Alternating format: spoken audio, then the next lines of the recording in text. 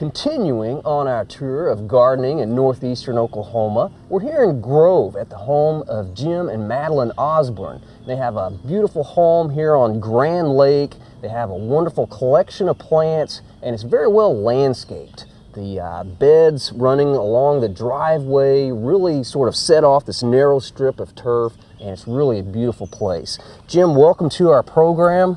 And I was just curious, how long have you been gardening in this area? 17 years. About 17 years. Right. Okay, and you like to garden, you like to start a lot of things from seed and... Just all types of gardening, and generally horticulture. Okay, and you like to try a lot of different types of plants. That's what I really like to do. Okay, well, looking around, I've noticed that you have a lot of magnolias. How many different species? We have about 15. Wow, that's a pretty good collection of magnolias. It is. And right behind you here, this is a magnolia species, is that correct? That's Magnolia macrophylla, the cucumber. They're called macrophylla. No, it's not the cucumber, it's just macrophylla, the big leaf magnolia. Okay, the big leaf magnolia. Right. Okay, and those are some huge leaves, and that is a deciduous species, is that correct? It is deciduous, correct. Okay, and as far as flowers, what color are those? They have a similar flower. It's large, like the Magnolia grandiflora, the evergreen plant, magnolia. Okay. And this flowers every year, not massively, but it does flower. Okay, and it's a sort of an understory species. Yes, it will grow tall, but they like to be with companion trees. Okay. They enjoy that, and they need protection from the wind too with the large foliage. Oh yeah, they might tear a little bit, but exactly. Great in your shaded garden here in Grove. Beautiful plant. Well, walking along this path, I see an interesting perennial that I've tried to grow out in Stillwater, but haven't been successful as of yet. What do we have there, Jim? That's Thymicephiga. Snake root? Snake root, exactly. Okay. I think the species is racemosa. All right, and you've had this here for a number of years? They've been here for 3 to 4 years. Okay, and you're getting some seeding, is that correct? They reseed, yes. Okay, great plant. I enjoy seeing that. Right down here is an interesting plant that sort of looks like a little bamboo. This is a type of sedge? It's a sedge, it's Carex. It's a native to the southeastern United States. Okay. And this is about just about as high as it will get. It needs pretty good sun or it'll fall over on you, but this does pretty well here in the shade. And you grew that from seed? Yes, right. All right. Yep. Well, you did a great job, and I think that makes a wonderful landscape plant. 15 species of magnolia, and you've got one over here that you like a lot. It looks like sort of a typical southern magnolia, but it's a little bit different. It's large-leaved. It's a cultivar called Robert Reich. Okay. And as you can see, these leaves run 15 to 16 inches in length. Okay. And it's 12 years old, and it bloomed for the first time this season. Really? Yep. Okay. Well, I bet you were excited about that. Yes. Huge leaves on that magnolia. All right.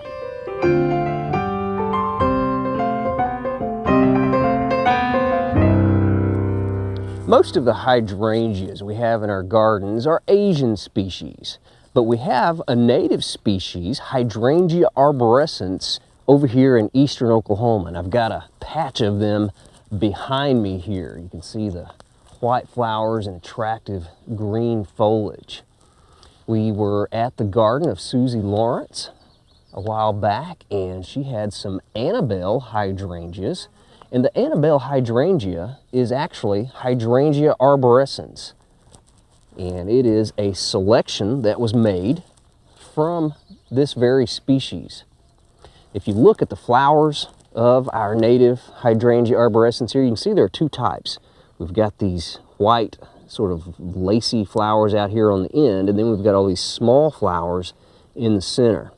Well, the flowers out on the end are actually sterile. They just sort of exist to attract insects into the mist of the fertile flowers. The small flowers inside here actually produce seed. Well, Hydrangea Annabelle is a particular selection that is made up pretty much entirely of these lacy, sterile flowers. So we get those huge white snowballs. Hydrangea Annabelle was discovered in Illinois near the city of Anna. There were two ladies who were riding horseback through the woods, and they saw this native hydrangea with those huge white snowball flowers and knew it was a special plant. So we have Annabelle hydrangea, discovered by a few bells from Anna, Illinois. But it's interesting that we have the same species here, Hydrangea arborescens, in eastern Oklahoma. From time to time on our program, we have Kim Shannon of the Oklahoma Natural Areas Registry to talk about plants around Oklahoma that may be in limited amounts or limited distribution. And since we're over here in the northeastern part of the state, we thought we would have Kim on to tell us about some of the plants unique to this region. Great. Hi, Steve. It's good to see you. Hey, good to see you, Kim. Well, here in the northeastern portion of the state, the Ozarks, there are some rare plants that we keep our eye out for. The registry program keeps our eye out for. The royal catchfly is one that we keep an eye out for. It's a state rare plant, and the Heritage Inventory actually tracks populations of the plant. It's one of those that, you know, before the Ozarks became really developed, you used to see more of, and we just don't see as much of it as we'd like anymore. And it's a pretty thing, and got one right over here? Yep. Okay. And oh gosh, it is pretty. Just this bright red orange and a tall perennial plant. And why is it called catchfly? The royal catchfly, the calyx, is about as sticky as it can get. And if you were a little bug, it'd be a pretty way to meet your demise, but it's very sticky. Okay, you get kind of latched onto those little sticky protuberances there, and right. Wouldn't be able to go anywhere. Okay, so you'd be caught by the catchfly. And it's pretty easy to recognize because of the bright red color. It really stands out, makes it easy to find, and likes the hot weather. Okay, don't see a lot of this anymore in Oklahoma. So if a homeowner has this on their property, you guys would like to know about it. Yes, very much so. The registry program would definitely like to know about this. And you can always contact me or look up information at our website. And the phone number, the easiest to get in touch with me, is 405-325-7658. Okay. Yeah. And you enjoy coming out and looking at properties to see if there are plants that aren't too common. Right. Yeah.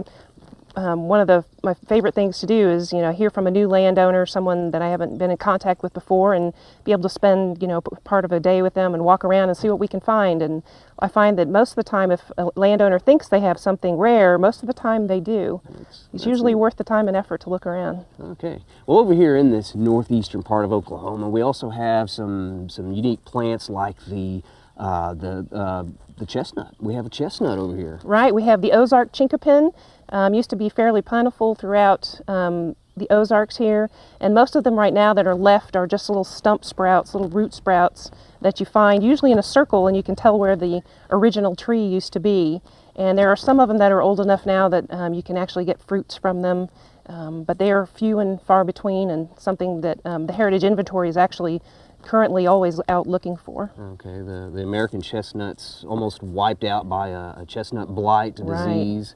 Right. That came into the country about 100 years ago or so. And yeah, and the Oklahoma species that we have here, the Ozark Chinquapin, was affected by it also, but luckily we have a few remaining that have root sprouted. Okay, coming back. Yep. Okay. Well, I've seen some native clematis in the woods over in this area, and we also have one of the coneflowers. We were actually talking about this on our program a few weeks ago, how we have the new orange coneflowers, where some folks up at the Chicago Botanical Garden took the purple coneflower and a yellow coneflower that we have native here in northeastern Oklahoma. Which one is that? Right, the Echinacea paradoxa. Very unusual looking, but yeah, bright yellow, beautiful coneflower. It's one of those things that you only see it very much in the eastern portion of the state, and every once in a while there's a few little remnant populations down in the Arbuckles. Okay. But yeah, very much an eastern something, a state rare plant that we would keep track of. Okay, so if you have that one in your garden, you guys would like to know about it. Yes, very much so. Okay. Well, I appreciate you telling us this. Sure. Thanks a lot. We hope you enjoyed this video. It's part of our OK Gardening Classics YouTube channel. You can also find more recent videos on our Oklahoma Gardening YouTube channel. And join us on social media for great gardening tips, photos, and discussion.